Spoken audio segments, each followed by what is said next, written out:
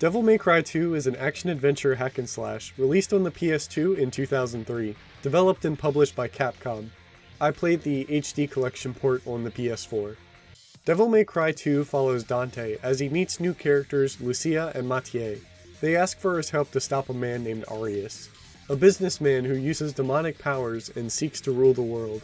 They then search Dumery Island in order to find artifacts needed to stop Arius. The story just kinda happens and it feels very one-note. I felt thrown into things during the first hour. Even Dante didn't seem invested in the story, as he flips a coin to see whether or not he takes the job. There was no feeling of story progression, and there was no time spent with the characters or villains, including Dante since he had so little to say. No time at all is spent figuring out what kind of man the main antagonist Arius is. I started the game, blinked, fought Arius, and then the game was over. Dante is really quiet this time around. He doesn't have a lot to say, and when he does speak, it's serious and uninteresting. Nothing about Dante's character shows through in the writing.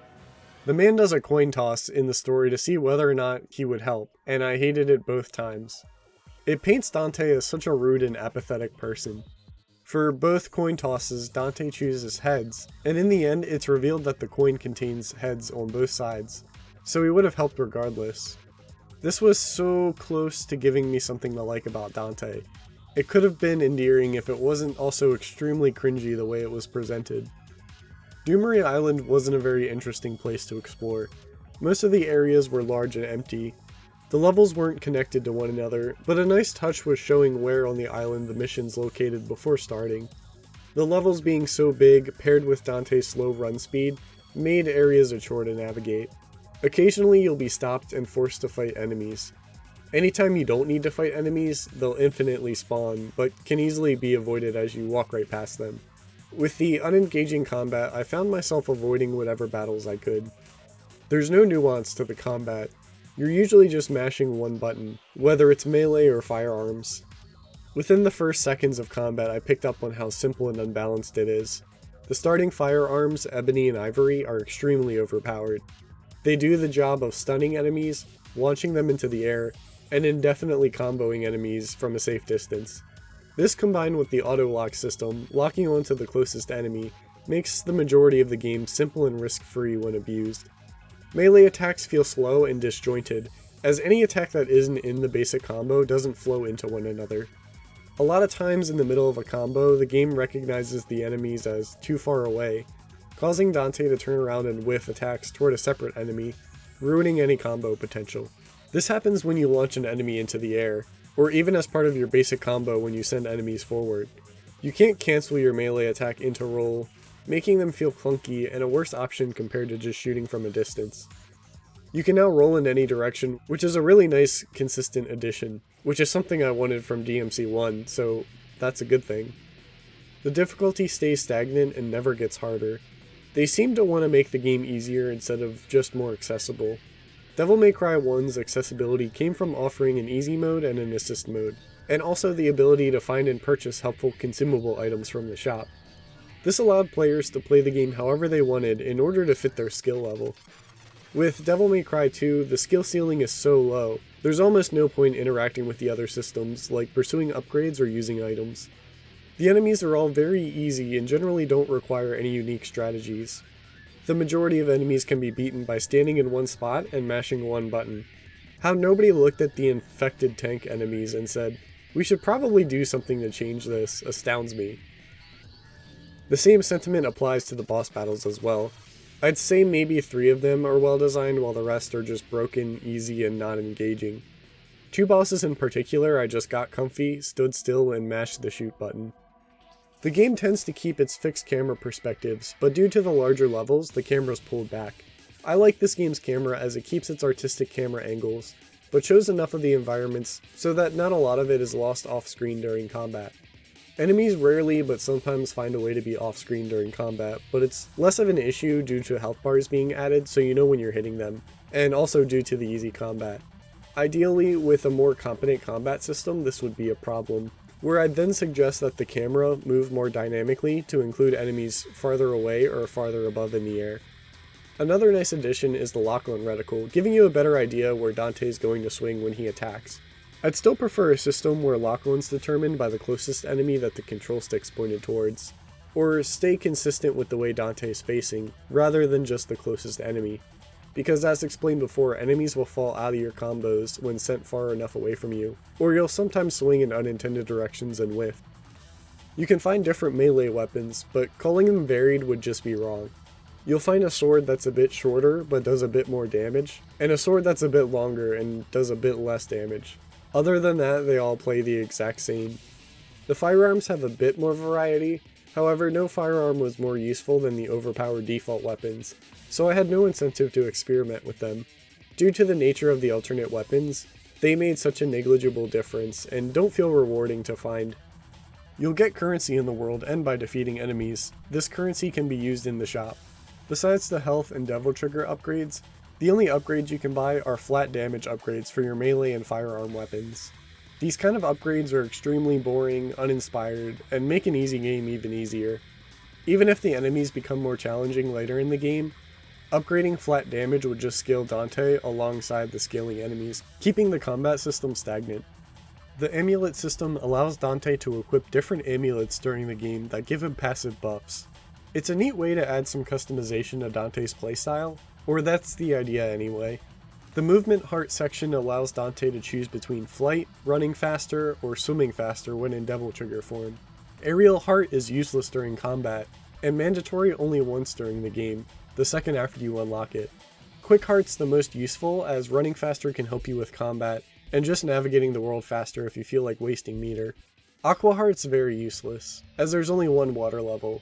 You'll swim extremely slow with water heart, and when used the speed boost is negligible. Attribute Devil Hearts can be swapped out, giving Dante's Devil Trigger attacks different elemental attributes and abilities. Depending on the element, you'll do slightly more damage to enemies weak to that element. They were pretty inconsequential and didn't make a noticeable difference. The in-game description for them tells you nothing. Support Devil Hearts give Dante either more healing over time, more damage, or slow time when in Devil Trigger. These are solid flat upgrades that were generally all-purpose and helpful. It was a nice thought to try to expand the Devil Trigger mechanic from the first game, but the additions to DMC2 are unfocused and clash with Devil Trigger's main mechanic of enhancing combat. There's such a disconnect with how the Movement Heart's abilities in particular are used and the type of abilities you unlock.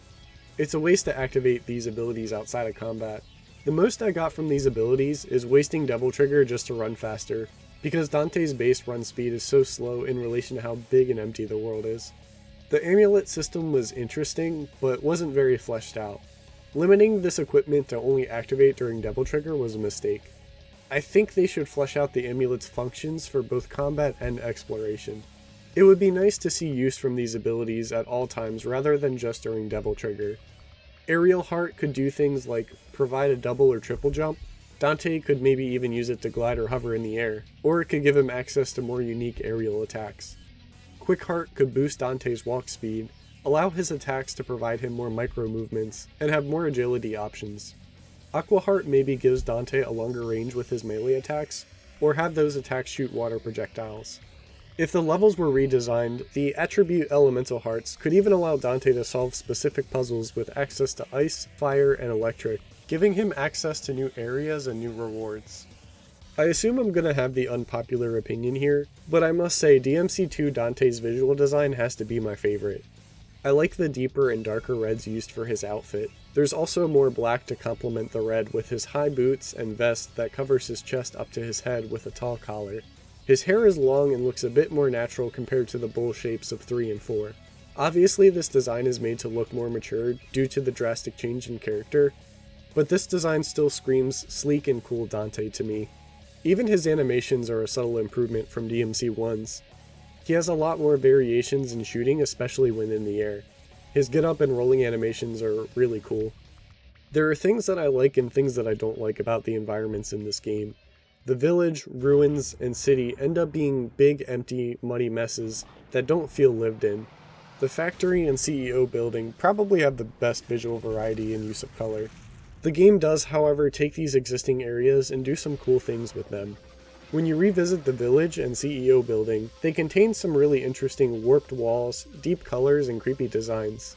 The camera will even follow you in a really odd and unusual way, creating a really unique feeling.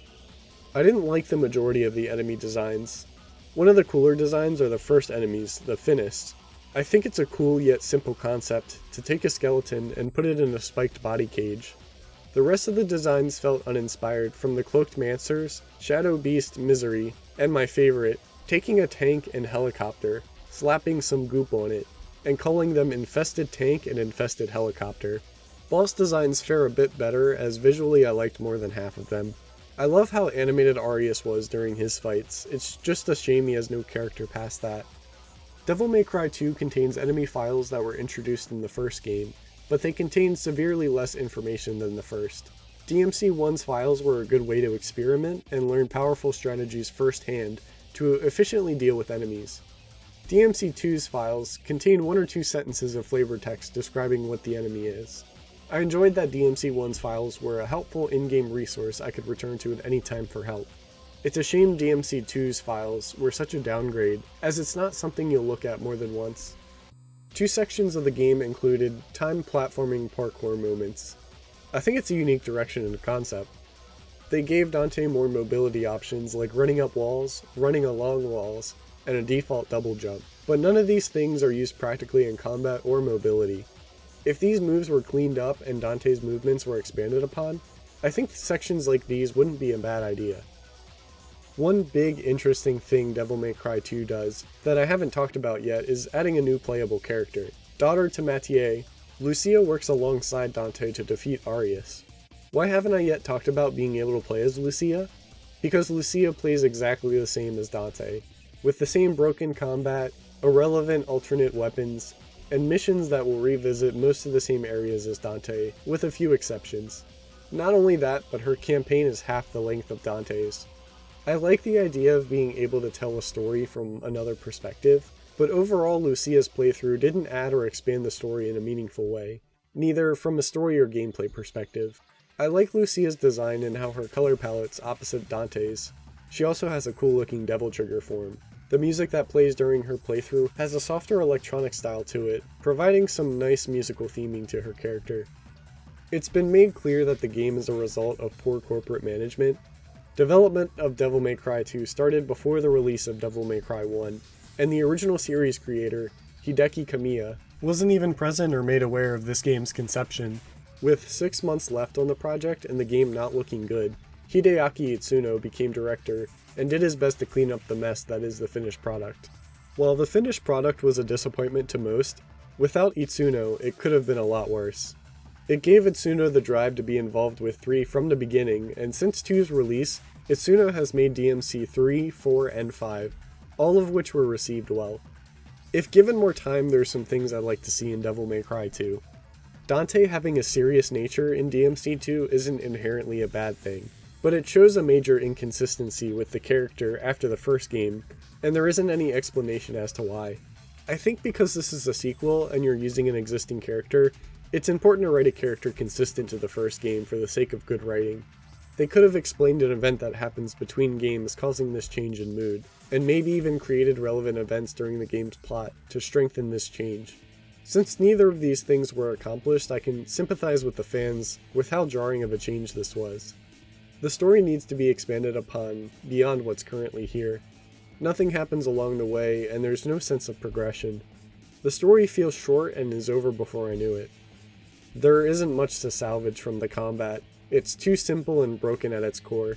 The combat, balancing, and enemy designs all need to be challenging or at the very least engaging. The lack of engagement was the biggest factor of why I didn't like the combat. The majority of the game, I was able to just turn my brain off and mash the same button. I feel at least half of these areas are too open and empty. A redesign with smaller, more focused and connected areas would go a long way, as well as adding more ways to interact and open new areas in the levels. There needs to be a solid progression system reworked into the game as well. Upgrades with real impact need to be unlocked to give the player a sense of reward. Weapons with real differences, upgrades beyond flat damage, a reworked amulet system, and a combat system with intrinsic learning needs to be implemented. Lucia's campaign is one of the most interesting additions to a Devil May Cry sequel, and became one of the biggest missed opportunities. A new playable character introduces opportunities to add a new gameplay style, newer remixed levels, and tell a new side of the same story in order to enrich it with new context and plot elements. Lucia's campaign felt the most rushed, and didn't see any of these opportunities realized. Is this game worth your time? Most likely not, but you can certainly learn a lot about what not to do when making a game when you play Devil May Cry 2. I felt my morbid curiosity was fulfilled after playing this game. It was bad, but it was still a harmless experience. With so many problems baked into the core story, combat, and world of DMC2, it's not something that I would ever want to revisit. I'm glad that after the release of DMC2, they were able to take a step back, remember what makes Devil May Cry so great, and give future projects the time they need to be good sequels, while feeling like unique experiences.